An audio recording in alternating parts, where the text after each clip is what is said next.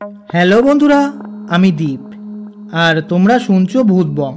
ভূতের রাজ্যে সকলকে স্বাগত। বন্ধুরা, আজ তোমরা আমাদের এই ওয়েস্ট বেঙ্গলের এক নামকরা মেডিকেল কলেজ হসপিটালের ভৌতিক ঘটনা শুনতে চলেছ। ঘটনাটি শেয়ার করেছে অঙ্কিতা দে। অঙ্কিতা দি হচ্ছে একজন নার্স মেডিকেল কলেজ হসপিটালের। অঙ্কিতা দির শেয়ার করা ঘটনাটি শোনার আগে বন্ধুরা, তোমরা যারা এখনও পর্যন্ত ভূতবং চ্যানেলটিকে সাবস্ক্রাইব করোনি তারা সাবস্ক্রাইব করে দাও আর নোটিফিকেশন বেলটিও ক্লিক করে রেখো, যাতে ভূতবংয়ের ঘটনা আসার সাথে সাথেই তোমাদের কাছে নোটিফিকেশন পৌঁছে যায়। আর যারা ফেসবুক থেকে দেখছো তারা ফলো করে দিও। তাহলে চলো বন্ধুরা, কানে হেডফোন গুঁজে নাও, আজকের মূল ঘটনায় আসা যাক। হ্যালো দীপ, আমি অঙ্কিতা দে। আমি ইউটিউবে তোমার ভূতবং চ্যানেলের কটা হসপিটালের ভৌতিক ঘটনা দেখতে পাই। ঘটনাগুলি আমি শুনি, খুব ভয়ের ঘটনা। তাই ভাবলাম আজ আমি নিজেই একটা হসপিটালের ভৌতিক ঘটনা ভূতবংয়ে শেয়ার করি। ঘটনাটি যদি ভূতবংয়ে পড়ে শোনাও তাহলে আমি খুব খুশি হব। আমি একজন মেডিকেল কলেজ হসপিটালের নার্স। মেডিকেল কলেজটির নাম উল্লেখ করলাম না। মেডিকেল কলেজটি ওয়েস্ট বেঙ্গলের এক নামকরা হসপিটাল। নার্স, ডাক্তার, মেডিকেল স্টাফদের সাথে ছোটোখাটো অলৌকিক ঘটনা ঘটেই থাকে প্রায়। আমার সাথেও ছোটোখাটো অনেক অলৌকিক ঘটনা ঘটেছে। রিসেন্টলি এই বছরই আমার সাথে একটি ভৌতিক ঘটনা ঘটে গেছে। সেই ঘটনাটি আজ ভূতবংয়ে শেয়ার করলাম। ঘটনাটি ঘটে এপ্রিল মাসে। আমাদের হসপিটালে একটা মেয়ে অ্যাসিড খেয়ে ভর্তি হয়।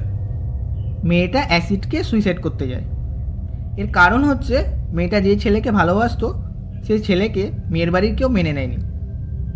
মেয়েটার কন্ডিশন খুবই খারাপ ছিল। মেয়েটার সামনে যখনই যেতাম মেয়েটা গুঙিয়ে গুঙিয়ে বলতো জল খাবো। ভর্তি হওয়ার 3 দিন পর মেয়েটা হসপিটালেই মারা যায়। মেয়েটা মারা যায় দুপুর 2টো নাগাদ। সেদিন রাত 9টা নাগাদ কিছু মেডিসিন আনার জন্য আমি 5th ফ্লোরের ওয়ার্ডে যাই। আর আমার ডিউটি যেই ওয়ার্ডে ছিল সেটি ছিল 6th ফ্লোরে। মেডিসিন নিয়ে আমাদের স্টাফদের লিফটে উঠি। লিফটের ডোর ক্লোজ করার জন্য সুইচ ক্লিক করি, দেখি ডোর ক্লোজ হয় না। আমি ভাবি কোনো টেকনিক্যাল ফল্ট হয়েছে। আমি ঠিক করি 5th ফ্লোর থেকে 6th ফ্লোর যাব, তো হেঁটেই সিঁড়ি দিয়ে যাই।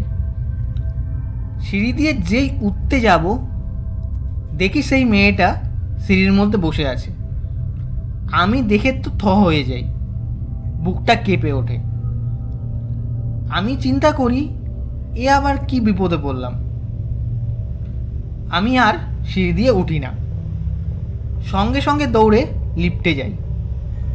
তখন লিফটের ডোর ক্লোজ করার জন্য সুইচ ক্লিক করি আর ডোর ঠিকঠাকই ক্লোজ হয়ে যায়। আর যখন ডোরটা ক্লোজ হচ্ছিল সেই সময় জল খাবো জল খাবো এই আওয়াজটা দূর থেকে মনে হচ্ছিল আমার সামনে আসছে। ঠাকুরের ইচ্ছায় সেই মুহূর্তেই লিফটের ডোরটা ক্লোজ হয়ে যায় আর ঠিকঠাকই 6th ফ্লোরে পৌঁছে যায়। ওয়ার্ডে যাই। আমার সাথে যেই দিদির ডিউটি ছিল সে আমাকে দেখে বলে, কিরে তোর কি হয়েছে, এত ঘামছিস, শরীর খারাপ লাগছে নাকি? আমি বলি না না। দিদি আমাকে বলে, তোকে দেখে মনে হচ্ছে কিছু একটা হয়েছে। আমি তাও দিদিকে কিছু বলি না ওই ব্যাপারে। মিথ্যা বলি যে সিঁড়ি দিয়ে উঠতে গিয়ে ঘেমে গেছি। তারপর দিদি কিছু বলে না। দিদি সেই রাতে আমার জন্য আর দিদির নিজের জন্য অনলাইনে খাবার অর্ডার করে। ডেলিভারি বয় অর্ডারটা নিয়ে আসে। দিদি নিজেই খাবারটা নিতে গ্রাউন্ড ফ্লোরে যায়। 15-20 মিনিট হয়ে যায়, দিদি ফেরে না। আমিও চিন্তা করি গ্রাউন্ড ফ্লোর থেকে ফিরতে এত লেট হচ্ছে। আমি এও চিন্তা করি দিদির সাথেও আমার মতো সেম জিনিস ঘটলো না তো। তারপর দেখি যে দিদি হাঁপাতে হাঁপাতে আসছে, ঘেমে জল হয়ে গেছে। দিদিকে জিজ্ঞাসা করি কি হয়েছে। দিদি বলে, যা হয়েছে শুনলে ভয় পেয়ে যাবি, তাই রাত করে কিছু বলবো না, কাল সকালে বলবো। আমি দিদিকে বলি, না না, তুমি এখনই বলো কি হয়েছে। জোর করার পর দিদি ব্যাপারটা বলে। দিদি যখন খাবারটা রিসিভ করার পর লিফটে উঠতে যাবে, লিফটার ডোর ওপেন করার পর দেখে সেই মেয়েটা লিফটের ভেতর বসে। দিদিও ওই জিনিস দেখে ভয় পেয়ে যায়। দিদি আর লিফটে ওঠে না। দিদি বাধ্য হয়ে সিঁড়ি দিয়ে উঠতে যায়। গ্রাউন্ড ফ্লোর থেকে 6th ফ্লোরে ওঠা মানে খুবই চাপের বিষয়। দিদি আস্তে আস্তে সিঁড়ি দিয়ে উঠছিল। যখনই দিদি 3rd ফ্লোরের সামনে যায়, দিদি দেখে সেই মেয়েটা সিঁড়ির রেলিংয়ের মধ্যে বসে। মেয়েটা দিদির দিকে তাকিয়ে একটা বিকট হাসি দেয়। ওই দেখে দিদি নিজেও ঠিক থাকতে পারে না। ওইখানেই খাবারের প্যাকেটটা ফেলে নিচের দিকে ব্যাক করে।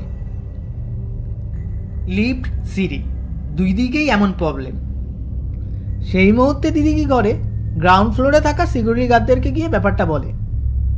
তারপর সিকিউরিটি গার্ডরাই দিদিকে 6th ফ্লোরে পৌঁছে দেয়। দিদির মুখে এই কথা শোনার পর আমি দিদিকে বলি, দিদি জানো, তখন তো আমি চেপে গেছিলাম ব্যাপারটা, আমার সাথেও সেম জিনিস ঘটেছে। দীপ, এই ছিল ঘটনা। সেই দিন রাতে শুধু আমার সাথেই যে এই ঘটনা ঘটেছে তা নয়, আমার সহনাজ দিদির সাথেও সেম অলৌকিক ঘটনাটি ঘটেছিল। দীপ, ঘটনাটি যদি ভালো লেগে থাকে তাহলে ভূতবঙে পড়ে শুনিও, আর সময় পেলে কোনো একদিন বাদবাকি ছোটোখাটো ঘটনাগুলোও শেয়ার করব। তাহলে বন্ধুরা, মেডিকেল কলেজ হসপিটালের এই অলৌকিক ঘটনাটি কেমন লাগলো কমেন্ট করে জানিও, আর লাইক করে দিও।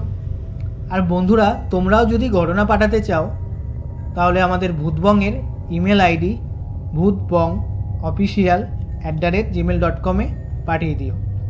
তাহলে বন্ধুরা, আজকের জন্য এইটুকুই। Tata, by.